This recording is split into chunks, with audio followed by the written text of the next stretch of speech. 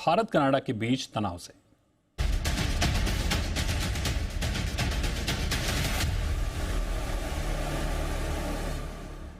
Canada के PM की हरकतों के बाद भारत ने कड़ा रुख अपनाया है। भारत ने कई ऐसे कूटनीतिक कदम उठाए हैं जो कनाडा की परेशानी बढ़ा सकते हैं।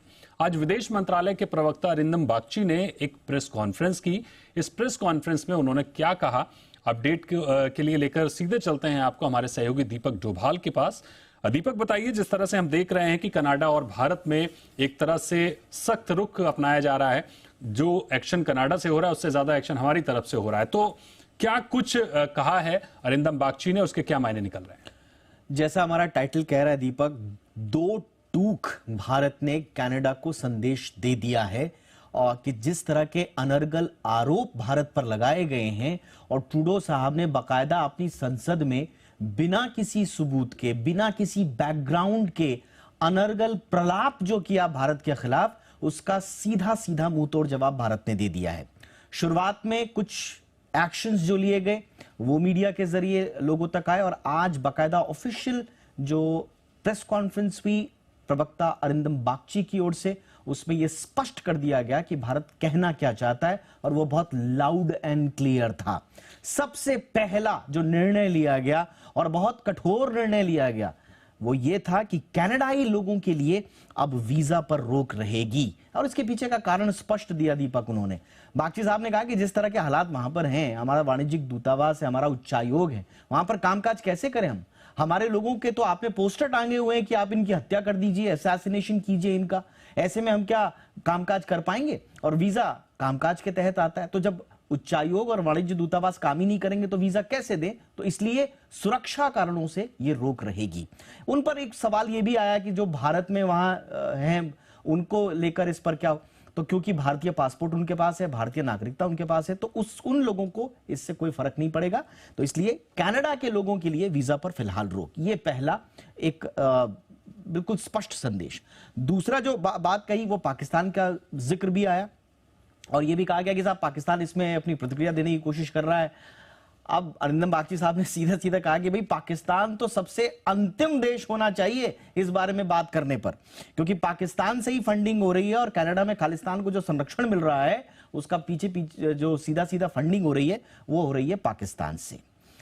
एक बहुत कड़ी बात, सीधी स्पष्ट सटीक बात जो कही वो ये कही कि देखिए कनाडा कुछ और नहीं बल्कि आतंकियों का पनाहगाह बन चुका है और ये विदेश मंत्रालय ने साफ साफ कही है, इसमें कोई डिप्लोमेटिक लाग लपेट नहीं है।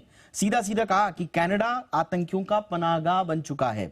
भारत में इसके अलावा जो राजनयिक स्तर पर जो एक और निर्णय लिया गया है, जैसा आप भी जानते हैं, हम सब जानते हैं कि राजनयिकों को निष्कासित करने की शुरुआत कनाडा से हुई। मुंहतोड़ जवाब हमने भी दिया, हमने भी उनके एक राजनयिक को निष्कासित किया, लेकिन भारत ने एक और कड़ा कदम उठाया और कहा कि साहब भारत से कनाडाई दूतावास के जो कर्मचारी हैं वो कम होने चाहिए। और इसके पीछे की वजह क्या है दीपक, ये भी समझिए। देखिए डिप्लोमेटिक जो रिलेशंस होते हैं उसमें बराबरी की बात चलती है, समानता की बात चलती है। कनाडा, भारत में जो कनाडाई राजनयिक हैं उनकी संख्या बेहिसाब है और अगर आप तुलना करेंगे हमारे जो अधिकारी वहां पर हैं कनाडा में, उनकी संख्या कम है। इसलिए भारत चाहता है कि अब जब आपने युद्ध छेड़ी दिया है, चाहे वो वाक युद्ध ही कहें या छद्म युद्ध ही कहें, तो फिर भैया लीजिए, ये रहा हमारी तरफ से जवाब। तो इसलिए ये दूसरा राजनयिक प्रहार, अब वाणिज्य जो दूतावास के कर्मचारी हैं उनकी संख्या भी बराबर की जाएगी। इसके अलावा जो बहुत इंपॉर्टेंट बात बोली है कि कनाडा में साजिशों पर हमारे सबूतों पर कोई कार्रवाई नहीं हुई, इसका भी तो जवाब दीजिए आप। हम पर आरोप लगाते हैं बिना किसी सबूत के, और हम जब कोई सबूत आपको देते हैं तो आप उस पर कार्रवाई नहीं करते। जब से ट्रूडो साहब आए हैं 25 से 30 लोग ऐसे हैं दीपक जिनके प्रत्यर्पण की मांग सीधा सीधा भारत ने कर दी है, लेकिन आज तक उन प्रत्यर्पण पर कोई कार्रवाई नहीं हुई। तो भारतीय चिंताओं पर आपको कुछ काम करना नहीं है, हम जो सबूत देते हैं उन पर कोई काम करना नहीं है, और बिना सबूत के आप इस तरह से आरोप भारत पर लगाते हैं तो ये नहीं चलेगा। कनाडा ने अपने आरोपों पर अभी तक सबूत नहीं दिए, ये पूरी दुनिया को लाउड एंड क्लियर भारत ने कहा है। खड़े होकर ट्रूडो साहब ने संसद में बोल तो दिया कि भारत ने बिल्कुल एक्स्ट्रा टेरिटोरियल जो है ये कदम उठाए हैं, लेकिन सबूत कहां है? और वहां के विपक्षी सांसद भी ट्रूडो साहब से सबूत मांग रहे हैं। ये आरोप लगाने से पहले और ये आरोप लगाने के बाद कोई सबूत नहीं दिए, और ये भारत कह रहा है कि अभी तक सबूत नहीं आए, तो हम ये हवाई बातों पर कैसे यकीन कर लें। इसके अलावा कनाडा में भारतीय राजनयिकों पर अब भी खतरा है और उनकी सुरक्षा के लिए भारत प्रतिबद्ध है। वियना कन्वेंशन को हम बहुत सीरियसली लेते हैं, बागची साहब ने आज कहा, और उनकी सुरक्षा हम सुनिश्चित करेंगे। कनाडा से भी कहा कि थोड़ी मेच्योरिटी अगर बाकी है तो उनकी सुरक्षा को आपको सुनिश्चित करना चाहिए। ये नहीं कि हमारे पोस्टर्स लगे हुए गुरुद्वारों के बाहर तीन हमारे अधिकारियों के और दूसरे लोगों के भी कि साहब आप इनका असैसिनेशन कीजिए, या हमारे नागरिकों को कहा जा रहा है कि ये तो खालिस्तानियों का देश है, आप जाइए, आप छोड़ के जाइए, वरना हम आपको मार देंगे। तो ये नहीं चलेगा, और उनकी सुरक्षा प्रतिबद्धता भारत ने जाहिर की है। राजनयिकों पर खतरे के चलते वीजा सर्विस पर अभी रोक है, जो मैंने शुरुआत में कहा, क्योंकि इस तरह के खतरे अगर बने रहेंगे, माहौल ऐसा रहेगा, तो फिर कामकाज कैसे होगा। इसीलिए वीजा सर्विस पर रोक लगाई गई है। कनाडा का जो बयान है वो भारत ने सीधा सीधा कहा है कि राजनीति से प्रेरित है।